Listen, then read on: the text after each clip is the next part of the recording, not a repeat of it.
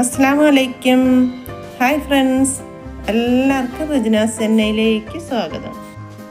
ഇന്നത്തെ എൻ്റെ വീഡിയോ പറയാതെ തന്നെ എല്ലാവർക്കും മനസ്സിലായി കാണും. ഇത് നമ്മുടെ ചുവന്ന വെണ്ട കൃഷിയാണ്.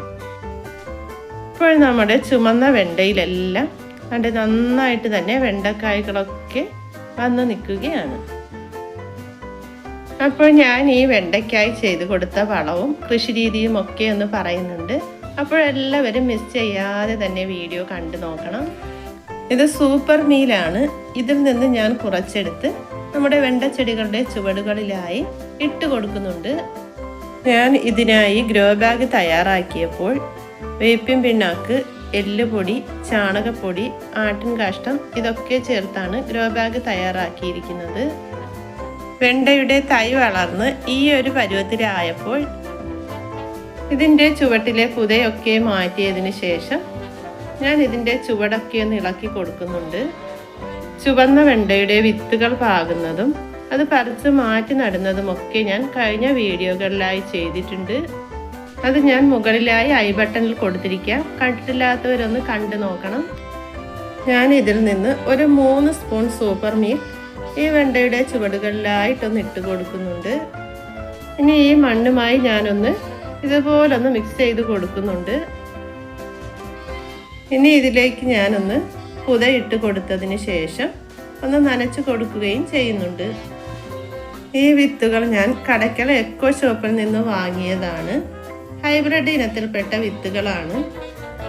വെണ്ടയുടെ തൈകളൊക്കെ പറിച്ചു മാറ്റി നട്ടതിന് ശേഷം ഒരു 15 ദിവസം കൂടുമ്പോഴേക്കും ഞാൻ ഇതിൻ്റെ ചുവടുകളിലായിട്ട് സ്യൂഡോമോണസ് ലായനി ഇലകളിലുമൊക്കെ തളിച്ചു കൊടുക്കുമായിരുന്നു. പിന്നെ ആഴ്ച തോറും ജൈവസളികളൊക്കെ ഇതിൻ്റെ ചുവടുകളിലായി ഒഴിച്ചു കൊടുക്കും. കപ്പലണ്ടി പിണ്ണാക്ക്, അതുപോലെ തന്നെ പച്ച ചാണകം ഇതൊക്കെ നേർപ്പിച്ചാണ് ഞാൻ ഇതിൻ്റെ ചുവടുകളിലായി ഒഴിച്ചു കൊടുക്കാറ്. ഇപ്പോൾ നമ്മുടെ വെണ്ടയിലായി പൂവും മൊട്ടുകളും ഒക്കെ വന്നു തുടങ്ങിയിട്ടുണ്ട്. ഇപ്പോഴൊരു വളം കൂടി ചെയ്യുന്നുണ്ട്. ഈ ഒരു സമയത്ത് നമ്മൾ വളം ചെയ്ത് കൊടുക്കുമ്പോൾ ചാരം കൂടിക്കലർന്ന വളം ചെയ്യുന്നതായിരിക്കും നല്ലത്. ചാരത്തിലായി പൊട്ടാസ്യം അടങ്ങിയിട്ടുണ്ട്. അത് നമ്മുടെ ചെടിയുടെ കായ്ബലം കൂട്ടും. നല്ല വിധത്തിലായി പൂവുകൾ ഉണ്ടാകുന്നതിനും കായ്ക്കുന്നതിനും സഹായിക്കുന്നു. ഈ ഒരു വെണ്ട നമ്മുടെ കൃഷിസ്ഥലത്തിനൊരു അലങ്കാരമായിട്ടാണ് ഉള്ളത്. നല്ല ചുവന്ന കളറാണ്. അതുപോലെ തന്നെ ഇത് കായ്കളൊക്കെ ഉണ്ടായി നിൽക്കുന്നത് കാണാൻ വളരെ മനോഹരമായ ഒരു കാഴ്ച തന്നെയാണ്. പിന്നെ ഞാൻ ഇതിൻ്റെ ഇലകളിലൊക്കെ ഫിഷ് അമിനോ ആസിഡ് ഉണ്ടായിരുന്നു. അതൊക്കെ ഒന്ന് സ്പ്രേ ചെയ്ത് കൊടുക്കുന്നുണ്ടായിരുന്നു. അതുകൊണ്ട് ഇലകളിലൊന്നും കീടശല്യം ഒന്നും ബാധിച്ചിട്ടില്ല. ഫിഷ് അമിനോ ആസിഡും കീടശല്യം തടയുന്നതിനും അതുപോലെ തന്നെ വിളവ് വർദ്ധിപ്പിക്കുന്നതിനും ഒക്കെ സഹായിക്കുന്നുണ്ട്. വെണ്ടച്ചെടികളിലായി കൂടുതലായി കാണാറുള്ളത് ഇലചുരുട്ടി പുഴുക്കളുടെ ശല്യമാണ്. ഇതിലിപ്പോൾ അതൊന്നും ഉണ്ടായിട്ടില്ല. ഞാൻ വളം ഇട്ട് കൊടുത്തതിൻ്റെ ചുവടൊന്ന് നനച്ചു കൊടുക്കുകയാണ്. ഇനി മറ്റു വെണ്ടയുടെ ചുവടുകളിലായി നിൽക്കുന്ന ഈ പുല്ലൊക്കെ ഞാനൊന്ന് പുഴുത് മാറ്റി കൊടുക്കുന്നുണ്ട്. പുഴുത് മാറ്റി ഞാൻ ഇതിൻ്റെ ചുവടുകളിലായി തന്നെ വയ്ക്കുകയാണ്. ടെറസിന് മുകളിലായി നല്ല വെയിലാണ്. അപ്പോൾ ഇതുപോലെയുള്ള ചെറിയ തണലൊക്കെ കൊടുക്കുകയാണെങ്കിൽ നമ്മുടെ ചെടികൾക്ക് അധികം ചൂടേൽക്കുകയില്ല. ഞാൻ പച്ച വെണ്ടയുടെ കൃഷിയും ചെയ്തിട്ടുണ്ട്. അതിൻ്റെ ലിങ്ക് ഞാൻ ഡിസ്ക്രിപ്ഷനിലായി കൊടുത്തിരിക്കാം. കണ്ടിട്ടില്ലാത്തവർ അതൊക്കെ ഒന്ന് കണ്ടു നോക്കണം. അതിൽ നിന്നും എനിക്ക് നല്ല രീതിയിലുള്ള വിളവാണ് കിട്ടിയിട്ടുള്ളത്. എൻ്റെ വീഡിയോ ആദ്യമായിട്ട് കാണുന്ന കൂട്ടുകാരാരെങ്കിലും ഒക്കെ ഉണ്ടെങ്കിൽ സബ്സ്ക്രൈബ് ചെയ്യാൻ മറക്കരുത്. അതുപോലെ തന്നെ ലൈക്ക് ചെയ്യാനും ഷെയർ ചെയ്യാനും കമൻറ്റ് ചെയ്യാനും ഒന്നും മറക്കരുത്. ഇതുപോലെയൊക്കെ ചെയ്ത് കൊടുത്തപ്പോൾ നമ്മുടെ വെണ്ട ചെടി നല്ല രീതിയിൽ തന്നെ വെണ്ടക്കായ്കളൊക്കെ ഉണ്ടായി നിൽക്കുകയാണ്. നല്ല മനോഹരമായിട്ടുള്ളൊരു കാഴ്ചയായിരുന്നു. ഇനി നമുക്ക് ഈ വെണ്ടക്കായ്കളൊക്കെ ഇങ്ങ് വിളവെടുക്കാം. അപ്പോൾ നമ്മുടെ കൃഷിസ്ഥലത്ത് നിന്ന് ഇങ്ങനെ നല്ല വെറൈറ്റി ആയിട്ടുള്ള വെണ്ടയൊക്കെ കൃഷി ചെയ്തെടുത്തപ്പോൾ എനിക്ക് ഒത്തിരി അധികം സന്തോഷം തോന്നി.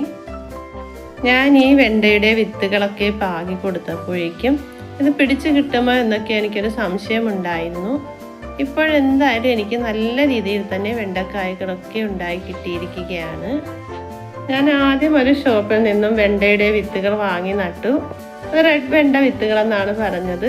എന്നാൽ ഇവിടെ വെണ്ടയ്ക്ക ഉണ്ടായപ്പോൾ അത് സാധാ പച്ച വെണ്ടകൾ തന്നെ ആയിരുന്നു.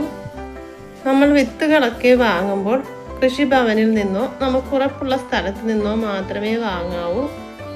അതുപോലെ തന്നെ വിത്തുകൾ ഹൈബ്രിഡ് ഇനത്തിൽപ്പെട്ട വിത്തുകളായിരിക്കും നമുക്ക് കൃഷിക്ക് ഏറ്റവും അധികം നല്ലത്.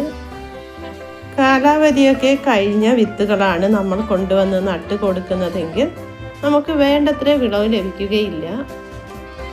ഞാനിപ്പോൾ എൻ്റെ കൃഷിസ്ഥലത്ത് കൂടുതലായും വെണ്ടയാണ് കൃഷി ചെയ്യുന്നത്. തക്കാളിയും വഴുതനയും ഒക്കെ നട്ടു കൊടുത്തിട്ടുണ്ട്. അതൊക്കെ ഒരു 5 മൂട് മാത്രമേ ഞാൻ വെച്ച് കൊടുത്തിട്ടുള്ളൂ. കാരണം കുരങ്ങന്മാരുടെ ശല്യം നന്നായിട്ട് ഉണ്ടാകാറുണ്ട്. വെണ്ടയിലാകുമ്പോൾ കുരങ്ങന്മാരുടെ ശല്യം ഉണ്ടാകുന്നതേ ഇല്ല. അതുപോലെ തന്നെ ക്യാബേജ്, കോളിഫ്ലവർ, വെണ്ട ഇതെല്ലാം ഞാൻ കുരങ്ങന്മാരുണ്ടെങ്കിൽ കൃഷി ചെയ്ത് വിളവെടുക്കുന്നുണ്ട്. അപ്പോൾ നമ്മളൊക്കെ ഇതുപോലെ ഒന്ന് പരിശ്രമിക്കുകയാണെങ്കിൽ നമ്മുടെ വീട്ടിൽ തന്നെ നമുക്ക് വെറൈറ്റികളായ പച്ചക്കറികളൊക്കെ കൃഷി ചെയ്ത് വിഷമൊന്നും കൂടാതെ നമുക്ക് കഴിക്കാൻ കഴിയും. പാകമായ വെണ്ടക്കായകളുടെ എല്ലാ വിളവും ഞാൻ എടുത്തിരിക്കുകയാണ്. ഈ ഒരു പാത്രത്തിലേക്ക് ഞാൻ വെണ്ടക്കായകൾ മാറ്റി കൊടുത്തു. അപ്പോൾ ഇതൊക്കെയാണ് ഇന്നത്തെ എൻ്റെ വീഡിയോ. ഇഷ്ടപ്പെട്ടുവെങ്കിൽ സപ്പോർട്ട് ചെയ്യാൻ മറക്കരുത്. അപ്പോൾ നമുക്ക് മറ്റൊരു പുതിയ വീഡിയോയുമായി വീണ്ടും കാണാം. Bye bye.